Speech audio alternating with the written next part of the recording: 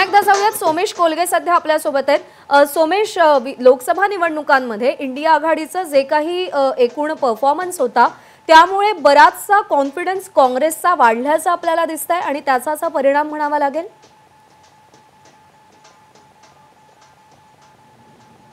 नक्कीच काँग्रेसचा कॉन्फिडन्स हा हरियाणाच्या बाबतीत अगदी पहिल्या दिवसापासून होता असं आपल्याला दिसतंय आणि ते काँग्रेसच्या अनेक नेत्यांनी ज्या प्रकारे त्यांच्या एकूण देहबोलीपासून ते त्यांनी केलेल्या वेळोवेळी वक्तव्यांमधूनही हे स्पष्ट केलं होतं की जवळपास ते जिंकणार असं त्यांना वाटत होतं। दुसरी गोष्ट, भाजपने अगदी निवडणुका जवळ आल्या त्यावेळी त्यांचे जे मुख्यमंत्री होते ते बदलले, मनोहरलाल खट्टर, आणि त्यांच्याऐवजी त्यांनी नायब सैनी यांना मुख्यमंत्री केलं आणि त्यानंतर मग ओबीसी मतं ही आपल्या बाजूला वळवण्याचा एक शेवटचा प्रयत्न भाजपने केला होता हरियाणामध्ये। आणि विशेष म्हणजे त्यात आणखीन असं आपल्याला प्रामुख्याने दिसतंय की हरियाणामधला जो मोठ्या प्रमाणावरचा जाट मतदार आहे तो भाजपवरती नाराज असल्याचं समजत होतं। अनेक ठिकाणी भाजपच्या अनेक स्थानिक उमेदवारांबद्दलही अँटी इन्कम्बन्सी आहे हे असंही दिसतंय। म्हणजे भाजपचे जे इथले गृहमंत्री होते अनिल विज ते स्वतः आता अंबाला कॅन्टोन्मेंट या त्यांच्या मतदारसंघातून मागे पडलेले आहेत। दुसऱ्या बाजूला जे भाजपचे मुख्यमंत्री आहेत त्यांनाही त्यांची नौका कशीबशी दुसऱ्या तटाला लागते का हा प्रश्न आहे, कारण त्यांनाही खूप अटीतटीचा सामना करत विजय मिळवावा लागणार आहे असा एकूण प्राथमिक अंदाज होता।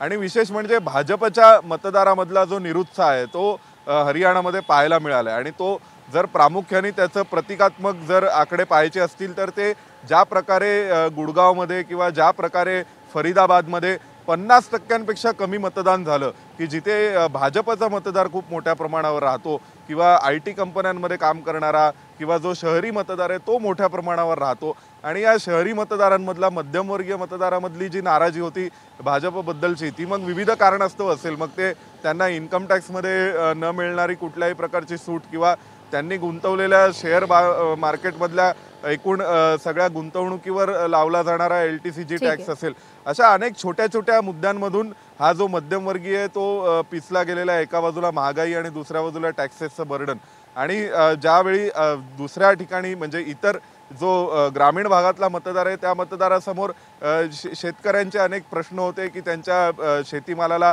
भाव मिळणं असेल किंवा मग शेतकऱ्यांचं जे आंदोलन झालं होतं त्यामध्ये हरियाणातील अनेक शेतकऱ्यांचा मोठ्या प्रमाणावर सहभाग होता। तर या सगळ्यांमधला असलेला जो असंतोष आहे आणि विशेष म्हणजे स्थानिक पातळीवरती उमेदवारांच्या बाबतीत होत असलेला जो एक नाराजीचा सूर, तो यहाँ की हुकूमत जो बनती है आज उसकी राय के मुताबिक। PDP की कोई तजवीज़ मिली है? नहीं ना, के लिए जो हमने सुना है ना हमने उनका कोई तजवीज़ ढूंढा, ना उनके तरफ से कोई तजवीज़ हमें मिली है। आज नतीजे निकल जाने दीजिए ना, पता नहीं क्यों हम इतने बेचैन हैं कि इन्होंने क्या किया उन्होंने क्या किया, अभी किसी के पास नंबर नहीं है। सुना था महबूबा जी ने कहा we are ready to provide support if need. नहीं ना, वो नहीं कहा। जो मैंने सुना वो ये कहा कि हमने कोई फैसला नहीं किया है और हम नतीजों के बाद फैसला करेंगे। पता नहीं हमारे तरफ से इतनी बेचैनी क्यों है कि हम फटाफट कूद जाते हैं और कहते हैं ना कि हम जी बस उनके समर्थन का खैर मकदम करते हैं। उनका समर्थन ना हमने मांगा, ना वहाँ से मिला, ना फिलहाल उसकी कोई ज़रूरत है। नतीजे निकल जाने दीजिए, उसके बाद तमाम पार्टियां जो हैं बैठ के उन पे जो है अपना वो करेंगे analysis. Sir, early trends are giving an edge to NC. No, I don't go by early trends. Last time when results came out, I came here for a run. Early trends were I was winning. घर पहुंच के सारा बदल गया। मुझे early trends मत बताइए ना, lunch के बाद बात करेंगे। Sir, will Umar Abdullah win from both Budgam and इंशाल्लाह, but look, it's who can say? जो अल्लाह ताला ने रखा होगा वही होगा। और जो गांदरबल और बड़गाम के लोगों ने, मैंने अपने तरफ से जितना मैं कर सकता था किया, और बाकी बाकी डब्बों में है ना, अब डब्बों से निकले नतीजे फिर देखें। Thank you very much. Okay, चलो, all the best, good luck. ABP Majha, उघडा डोळे बघा नीट।